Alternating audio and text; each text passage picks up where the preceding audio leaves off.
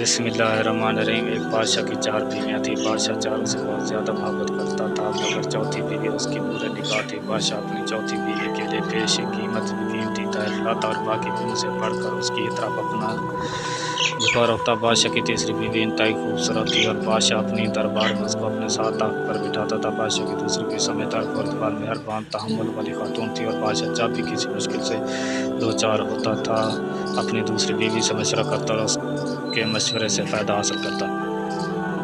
बादशाह की पहली बीवी इंतहाई वफादार खातून थी। उसका बादशाह की सल्तनत हासिल करने और बादशाह बनने में एक बड़ा किरदार था, मगर बादशाह उसे नज़रअंदाज कर दिया करता था और कभी उसके किसी काम की तारीफ नहीं की थी। फिर एक रोज़ बादशाह बीमार पड़ गया और बीमारी इतनी बढ़ गई कि उसे दुनिया से जाने का वक्त करीब नज़र लगा। बादशाह बोला, मैं कैसा बादशाह हूँ, मेरी चार बीवियाँ हैं और जब मैं मरूँगा तो मैं तन्हा मरूँगा।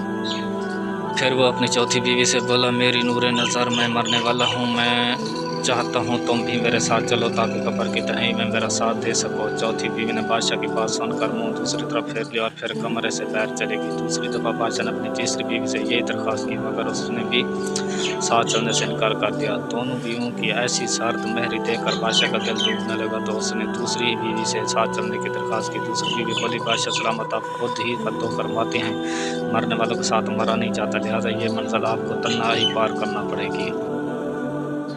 तीन बीवियों के बाद बादशाह को चौथी बीवी की आवाज़ सुनाई दी, मैं आपके साथ चलूंगी, जहाँ भी आप जाएंगे मैं साथ दूंगी। बादशाह ने गर्दन चौथी बीवी की तरफ घुमाई, जो इंतहाई लागर और दर्द नजर आ रही थी। बादशाह ने इंतहाई रंजीदा लहजे में उससे कहा, मेरी जान नजर आए साथ अफसोस, काश मैंने तुम्हारा ख्याल उस वक्त रखा होता जब मेरे कब्जा कुदरत में इख्तियार था। यह कहकर बादशाह का सारे एक तरफ फिर गया और उस दार पानी से पूछ कर गया। हकीकत यह है कि यह कहानी हर इंसान की ज़िंदगी की अक्कासी करती है।